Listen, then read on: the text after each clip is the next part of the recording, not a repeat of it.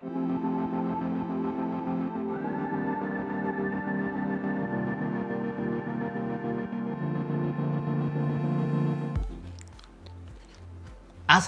warahmatullahi wabarakatuh, salam sejahtera, shalom, om swastiastu, namo buddhaya, salam kebajikan. Halo Nets, thanks lu udah balik lagi ke channel Asodik ini, dan inilah dia video Om Gadget episode review Realme 7i. Nah, pada saat dirilis Realme 7 ini dibanderol dengan harga Rp3.199.000 atau 3,2 juta.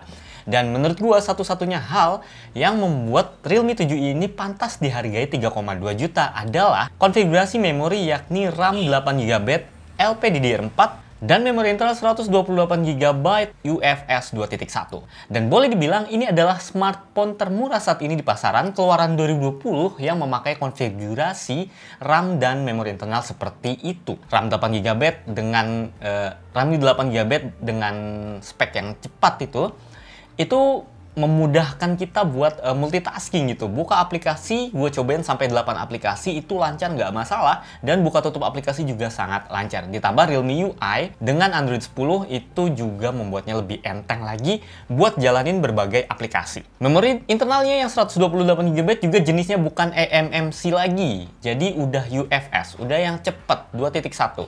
Dan jika kurang, masih bisa diekspansi pakai micro SD slot yang nampung sampai 256GB. So, ya, mungkin itu saja menurut gua yang bisa membuat Realme 7i ini worth it dihargai 3,2 juta. Untuk hal lainnya, gua rasa enggak. Mulai dari desain, memang desainnya sangat kekinian, yakni pakai modul kamera belakang persegi panjang begini dan desain layar punch hole di depan. Namun, desain kayak gini bukan hal baru dan biasa aja. Dari mulai harga yang 800.000 sampai belasan juta emang udah pakai desain kayak gini nih, Net. Ciri khas Realme 7i ada di garis diagonal yang membelah pantulan warnanya. Finishingnya glossy di back case membuatnya masih rentan kotor sidik jari dan juga licin ketika tangan basah berkeringat. Segeralah pakai case yang tersedia di paket penjualan buat mencegah hal-hal tersebut. Build quality dan material body juga nggak istimewa. Seluruh frame terbuat dari plastik dan backcase pun sama, plastik juga. Memang buildnya kokoh dan rapi, terasa solid di tangan. Tapi ya jelas hal begini juga bisa lu dapetin di HP 3 jutaan lainnya, jadi nggak istimewa. Malah di harga segini ada yang udah pakai backcase kaca. Dimensinya cukup ringkas karena memanjang dan punya lebar yang pas banget di genggaman tangan. Mengoperasikan dengan satu tangan cukup mudah dilakukan meski agak sulit untuk menjangkau area bagian atas layar HP ini karena panjangnya mencapai 165 mm. Ini lumayan panjang sih. Bagian depan, baik ukuran lubang kamera dan bezel tergolong biasa saja. Punch hole-nya juga nggak kecil-kecil banget gitu. Terus ketebalan HP ini ya tergolong biasa aja. Bisa dibilang malah bagian atasnya ini nggak terlalu tipis, apalagi bagian bawahnya. Redmi Note 8 Pro yang masih adopsi poni deep drop malah bezelnya sedikit lebih tipis. Overall nih Nets, dari urusan desain menurut gue memang desainnya cantik dan build-nya juga lumayan rapi. Tapi itu biasa aja dan nggak membuat Realme 7 ini istimewa gitu di kelas harga 3,2 juta. Bahkan handphone di harga kelas 2 jutaan aja desain sama build quality-nya itu kayak gini sama. Next kita omongin bagian layarnya nih Nets. Ini yang digembor-gemborin karena udah punya refresh rate 90Hz. Artinya memang HP ini punya layar yang enak disentuh-sentuh dan berasa smooth gitu ketika kita scrolling sosial media. Rasanya tuh lebih enak animasinya, nggak geragas gitu. Tapi asal kalian tahu, hal tersebut tidak membuat Realme 7i juga pantas dihargai 3,2 juta. Pasalnya, Realme lain kayak Realme 6 atau Realme Narzo itu juga pakai layar 90Hz di harga yang sedikit lebih murah. Bahkan, Oppo A33 punya layar 90Hz yang sama aja kayak si Realme 7i ini dengan harga cuma 2,3 juta. So, 90Hz udah bukan barang mahal, bos. Kualitas pancaran warna dan kecerahannya sih bagus-bagus aja, enak dilihat, dan karena udah IPS juga bikin viewing angle-nya luas. Buat kalian penyuka layar yang gonjreng dan punya warna pekat, jangan beli Realme 7 ini karena ya nggak pakai AMOLED yang warnanya bagus. Ini masih IPS aja. Selain itu, parahnya resolusi di HP ini tuh cuma HD plus loh. 3 juta lebih loh. Ampun deh Realme. Dari sini aja gue udah bisa nyaranin kalian beli Realme 6 atau Narzo yang udah pakai Full HD. Kekurangan layar HD itu jelas kalau lu nonton video yang resolusinya tinggi, ya akan mubazir karena nggak bakal berasa enak nontonnya.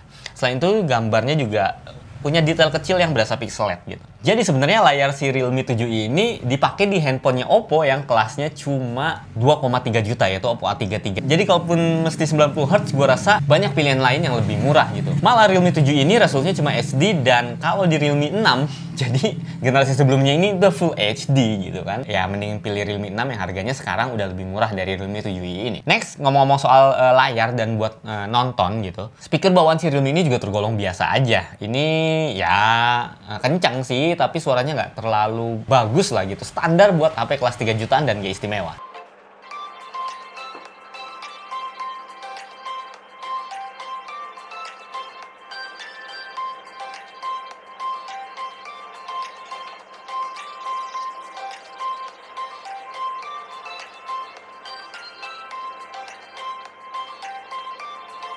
Next, performa. Realme 7 ini pakai dapur pacu Snapdragon 662 dengan GPU Adreno 610. Kenapa nggak 665 aja sih? Minimal 665 deh gitu. Biar sama kayak saudaranya si Oppo yang di kelas harga segini tuh ya paling nggak pakai 665. Ya, meski Snapdragon 662 ini terlihat skor benchmarknya itu sama atau imbang dengan Snapdragon 665. Bahkan ada beberapa reviewer yang bilang kalau 662 sama 665 ini sama aja gitu, nggak ada bedanya. Menurut gue ini sangat beda. Memang kecepatan atau clock speed dari CPU-nya itu sama. Jenis CPU yang dipakai juga 8 core, Kryo-nya juga sama. Kemudian jenis GPU yang dipakai itu sama-sama Adreno 610. Cuma itu adalah spek-spek yang kelihatan mata. Kalau kalian kulik lagi, spek-spek yang nggak terlalu sering dibicarain orang, ini jelas Snapdragon 662 itu posisinya ada di bawah Snapdragon 665. Ini yang akan gue sayangkan kenapa dengan harga 3,2 juta harusnya dia pakai 665 minimal. Bagusnya dia malah pakai seri 7 atau misalnya pakai Helio G90T aja deh, kayak Realme 6. Jeleknya di Snapdragon 662 itu ESP-nya pakai Spectre 340T yang cuma dukung video sampai Full HD aja maksimal.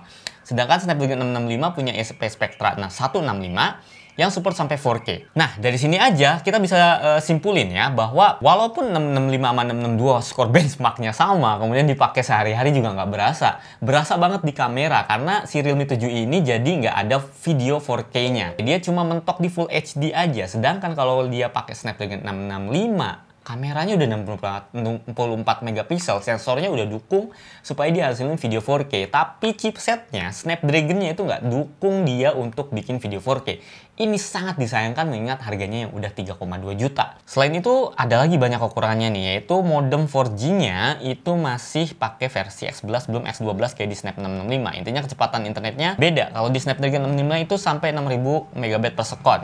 Sedangkan di 662 itu 390 megabit per second. Ada lagi yaitu dukungan Bluetooth audionya. Yang Snapdragon 665 itu dukung profil aptX, sedangkan ini enggak. Dan dari situ berarti kayak fitur-fitur tambahannya di sini tuh bener-bener dipangkas banget di Snapdragon 662. Gua nggak ngerti kenapa Realme bisa memilih Snapdragon 662. Memang lebih baru sih dan harusnya chipset ini harganya lebih murah dari Snapdragon 665. Tapi Realme ya membuat HP ini dengan harga 3,2 juta.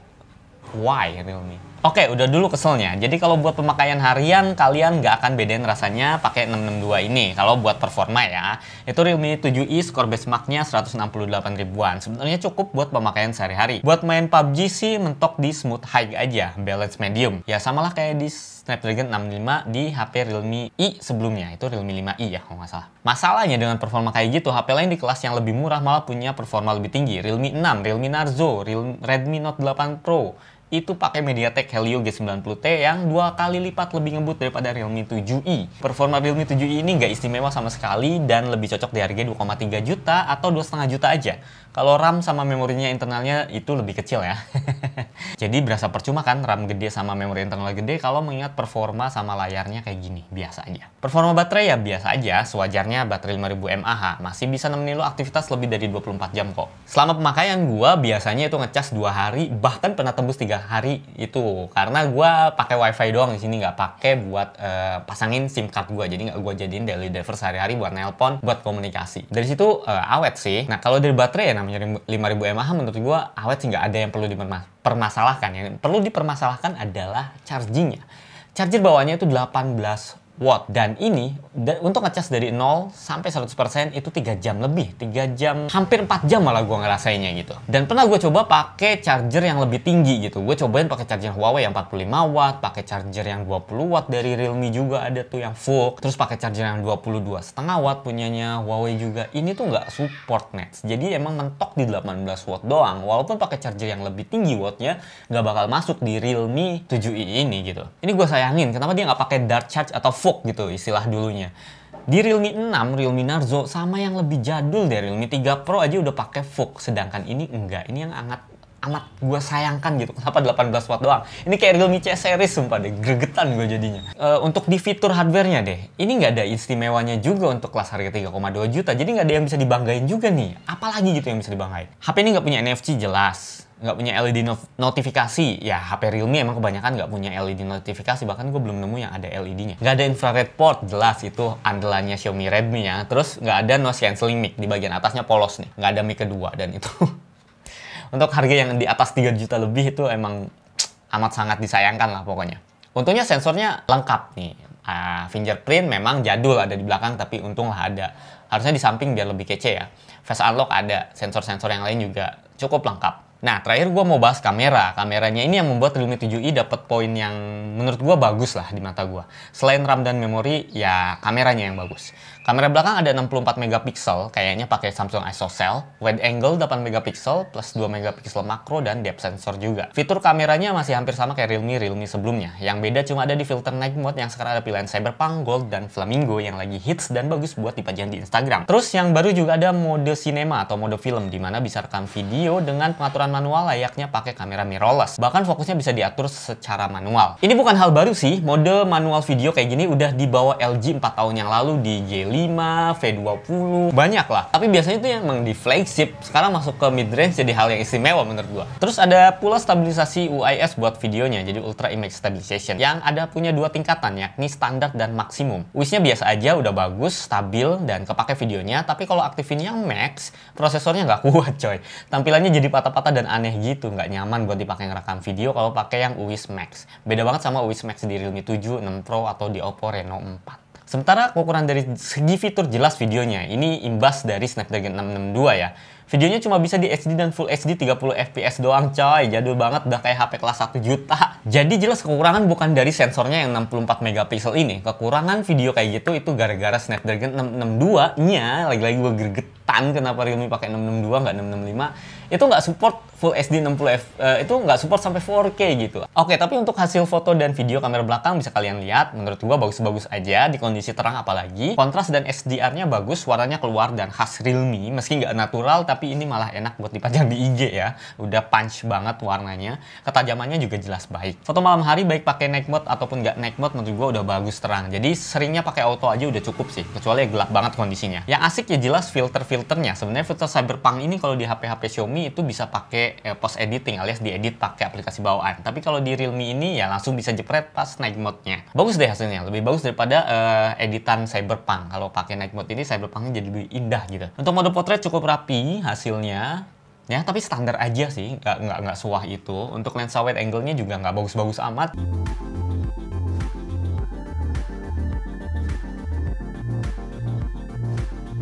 Untuk lensa makronya juga, ya kalau dibandingin sama Redmi Note 8 Pro mah ini jauh banget hasilnya. Ini lensa makro Realme 7i masih sama kayak Realme 5 Pro dulu.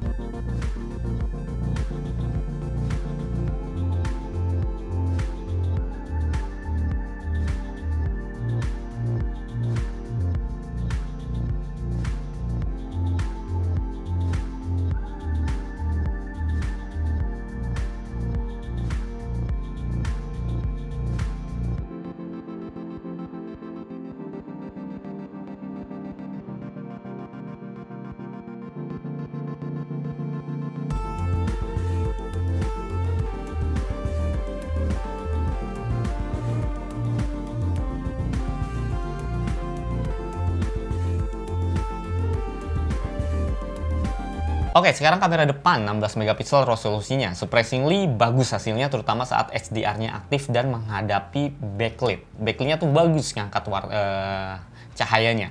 Potretnya juga bagus. Sayang nggak ada fitur night mode di kamera depan ini. Untuk hasil videonya juga sama kayak kamera belakang, mentok di 1080p 30 fps aja. Asiknya ada AIS juga yang membuat video depannya stabil. Dan nggak ada slow-mo di kamera selfie ini. Oke, itu aja. Jadi kesimpulannya menurut gue yang membuat Realme ini pantas di harga 3,2 juta itu berarti dua hal ya tadi. Yang pertama RAM sama memori internalnya. Yang kedua adalah hasil foto kamera utamanya. Hasil foto kamera utamanya. Jadi bukan hasil videonya, bukan juga hasil foto kamera wide angle, kedua, ketiga, sama kamera depannya juga. Ya sebenarnya sih standar-standar aja. Kamera belakangnya emang bagus. Udah, sisanya Realme 7 ini cuma cocok jika dihargai 2,3 sampai 2,5 juta aja. Gua nggak berlebihan, ini asal diturunin RAM-nya ke 4 atau 6 GB aja itu sebenarnya udah cukup. Karena kalau di 3,2 juta, HP ini tuh nggak ada bener-bener yang bisa dibanggain gitu. Nggak ada daya tariknya, nggak ada istimewanya untuk di harga 3,2 juta. Tapi ketika dia nerusin apa yang ada di Realme 5i di harga 2 jutaan, ini akan bagus banget peningkatannya gitu loh, Nets. Ya apalagi chipsetnya turun dari Realme 5i gitu, dari 665 ke 662 itu turun. Terus ya udah yang lainnya juga biasa aja. Kecuali Realme mau nambahin NFC di harga 3 juta, ini juga lumayan sedikit saingannya gitu kan. Ini malah gue punya beberapa pilihan. Kalau kalian punya budget 3 juta, kalian bisa pilih Nokia 5.3 yang harganya cuma 2,8 jutaan. Itu fiturnya lebih bagus, lebih banyak, bukan lebih bagus, lebih banyak dari ini. Atau kalian mau pilih HP keluaran lama, itu ada Redmi Note 8 Pro, harganya 2,8 jutaan juga. Atau kalau misalnya mau nambah sedikit di 3,5 juta, itu ada Redmi Note 9 Pro atau Infinix Zero 8 yang itu juga lebih punya nilai lebih dibanding si Realme 7i ini. Bahkan nih Nets, kalau kalian nggak mau rekomendasi HP-HP lain itu, brand lain yang gua rekomendasiin, misal kalian Realme fans banget gitu dan kalian harus beli handphone Realme di kelas harga 3 juta, budgetnya 3 juta gitu. Gue tetap bilang skip aja, jangan beli Realme 7i ini, karena Realme di harga segitu juga punya Realme 6, harganya sekarang juga 3 juta. Dan itu lebih bagus dari ini, layar lebih bagus, prosesor lebih bagus. Apalagi kalian pilih Realme Narzo. Realme Narzo itu harganya di bawah 3 juta dan juga punya kelebihan yang lebih oke lah ketimbang si Realme 7i ini. So, skip aja, Realme 7 ini nggak gue rekomendasiin buat siapapun. Buat kalian yang Realme fans nggak gue rekomendasiin. Buat kalian bukan Realme fans pun apalagi gitu, yang punya budget 3 juta masih banyak jajaran handphone dari brand lain. So thanks buat kalian yang udah nonton video ini dari awal sampai habis. Semoga bermanfaat buat kalian yang lagi punya budget 3 juta dan sebenarnya tadinya ingin berniat meminang Realme 7i.